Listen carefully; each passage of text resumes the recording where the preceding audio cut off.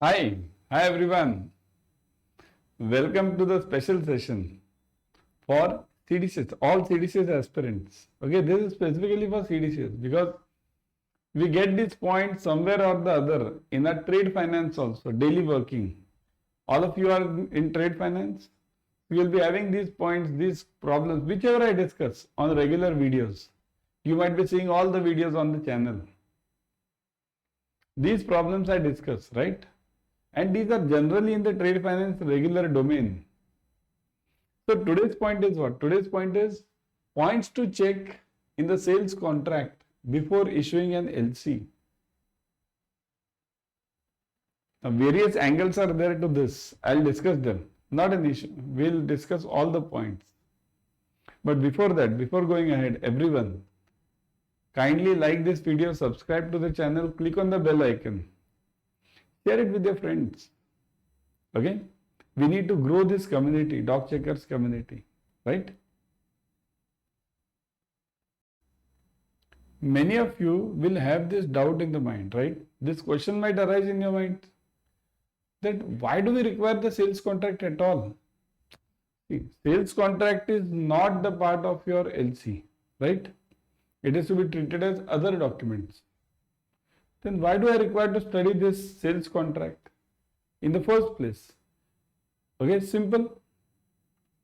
We hear this, we have read this in UCP also, ISBP also, that these documents are separate. These are not to be treated as a term for document. Means if I ask in the documents required, provide the sales contract number so and so. So only sales contract number, I'll just take this number is there, same number, leave it. I won't go into that contract.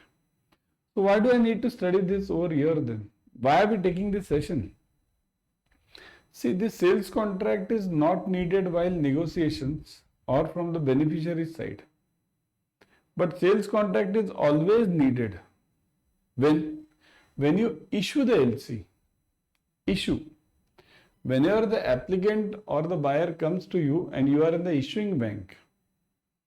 So while in being there in the issuing bank, you have to check the sales contract. It can be of any name. See, it can be named as let's say agreement, or there can be 2 to 3 contracts, means which will say something will be like purchase order, pro forma invoice. Okay, there can be any of these documents. Basically, the documents which are not the part of the LC actually. These all documents will mean the same thing. What all has been contracted between the buyer and the seller. So that you will have to check while issuing this LC. Although it is not the part of your LC or the documents under the LC, but you will have to check them while issuing it. Only here it is required. Remaining anywhere, negotiating bank or confirming bank, they don't require it. So now the question comes, what do I check in this? Suppose if tomorrow this sales contract comes in my play, means I'm the issuing bank, and now sales contract comes to me. What do I check? These terms. The terms of delivery of the goods, what is mentioned in the sales contract, and is it mentioned the same in your LC application? Right? The same should be mentioned in the LC application. Otherwise, there will be further problems. If they are different, then you need to take the clarification from the buyer. Buyer is your client. Importer is your client. Simple. You are issuing bank. The point at which the risk in respect of goods passes to the seller to the buyer means what? What does it mean? It means Incoterms. You will be checking Incoterms over here. Okay, you will be checking Incoterms. Right? What are the Incoterms? Are they CIF, FOB, okay, or DDP, DAP, DDU? There are total 11 Incoterms, or Xworks, CFR, many. Or if they are on road, railway, they are separate. CPT, carriage paid to, CIP, okay, many are there. So you have to decide on the Incoterms. But you have to decide means what? You don't have to decide. What is there in the contract? That's important. Who should clear the goods through customs and up to what point? Again, this will mainly depend on the Incoterms only. Incoterms. But in Incoterms also there are certain times confusions. Like in DAP Incoterm, delivery at place. Okay? It is customary that in DAP Incoterm, this customs duty will not be paid by the seller. But see, legally Incoterm is separate. But if in the contract it's mentioned that seller will pay the Incoterm, if it's mentioned and agreed by the seller also, then what's the problem to you? Isn't it? You are just a bank, right? So, who clears the goods through customs? This is also to be checked. Who arranges for insurance for the carriage of goods and up to what point? So, again, here comes the Incoterms part, CIF or CFR, okay, CPT or CIP. This part comes in picture over here, right? Which is the Incoterm? It depends, everything depends on the Incoterm.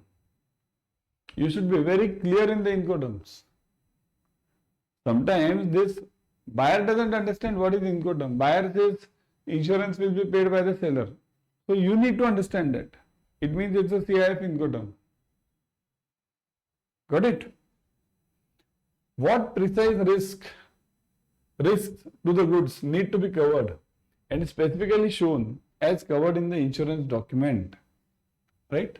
What are the risks to be covered? Now, what do you mean by risk?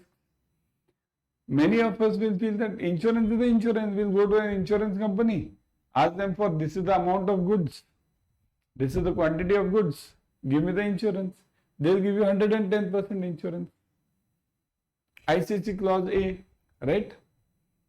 Not that. It's not that simple. ICC clause A covers all risk. But all risk, read ISBP properly, even UCP properly. All risk is a customary word. In general, all risk. But if you want any specific risk to be covered, means, see, many countries may have different problems, right? Some country might be having some TP&D problem. TP&D means, let's say, theft problem. So specific theft insurance needs to be covered. Some countries might have this pirates problem, right? So that piracy should be covered. Some country might be having the floods problem. Flooding might be there. So they'll take this flood insurance. So specific risk, ICC clause is separate. That is to be kept. But if you want a specific risk to be covered which you fear as a buyer, means that your customer fears as a buyer that something might be problem over here, that buyer needs to give it. Okay? What commercial documents are needed and what should be shown on them? Commercial documents means commerce, related to commerce, all this, invoice, okay? Bill of exchange is financial, but invoice and other documents. There are total 3 types of documents. Okay. So, what documents? See, if I want certain other documents, means generally which are the documents required? Invoice, insurance, bill of lading, bill of exchange, packing list, certificate of origin. These are the general 6 documents required. But if I require something else, I want, let's say, phytosanitary certificate. I mean, that's a separate requirement other than these 6 general ones. Then I must mention that I require a phytosanitary certificate, the sanitation, this phytosanitation done by ABC lab, and that ABC lab should have a report. Means, see, everything should be mentioned in the LC. It shouldn't be vague, just phytosanitary certificate. In phytosanitary certificate, if you say just phytosanitary certificate, that seller will take a paper, write it phytosanitary certificate and write a movie story over there. Or give some vague answers. phytosanitation done, sign, done, send. You can't stop that and you can't question it because you required phytosanitary, he gave phytosanitary. The content is also saying phytosanitation done. If you want something specific or if the buyer wants something specific, that buyer should mention that phytosanitary certificate in which phytosanitation is done by XYZ labs in this country, and the report of this phytosanitation should show that the goods are exportable or they are good for consumption. This should be the fine. So everything should be mentioned. It should be very precise in LC. Okay? Whether any other documents such as inspection certificate are needed and who is to issue them. Right? Means such as inspection. Such as means what? It will be the same which I gave you just now, phytosanitation. I may require inspection certificate. I may require some separate also weight certificate I may require. Okay? I may require any certificate. See, whatever I want as a buyer, I need to mention it in this application form given to you for LC. And you need to check whether the same is a part of the sales contract. Otherwise, further it will be a problem. And if there is a difference between the buyer's application for LC and the sales contract, you need to question this buyer that why have you put this which is not there in the sales contract. And an explanation is to be sought. You need to stop over here only. You'll get an explanation. If the buyer gives the explanation, it's okay. Okay? So kindly note, these are the important points, okay, which are to be checked in the sales contract. And kindly note, where is the sales contract required? While issuing the LC. Okay? For more such videos, kindly follow our channel, CDCS at Adda 24/7. Okay? Kindly follow the channel CDCS at Adda 24/7. And also, where will you get this channel? Simply on YouTube. Just type CDCS Adda. That's it. CDCS Adda. Check in the video section. You will get this. See, first video only. Okay? You can get this. And see this. Subscribe to this channel immediately. So many videos we are having related to all the topics of CDCS. Okay? All the topics of CDCS. So subscribe to it, click on the bell icon, and also if you are planning to join CDCS or appear for CDCS, okay, what you do is download Adda 24/7 app, and here you will get the CDCS classes, courses. Immediately you will get it. Okay? See, click on view all. You will get the CDCS courses over here. See this here, CDCS. Okay? All the articles are covered completely in details. We give the question bank, we give the test, so everything is given. It's enough for you to clear the exam. Okay? So don't miss. Join ASAP.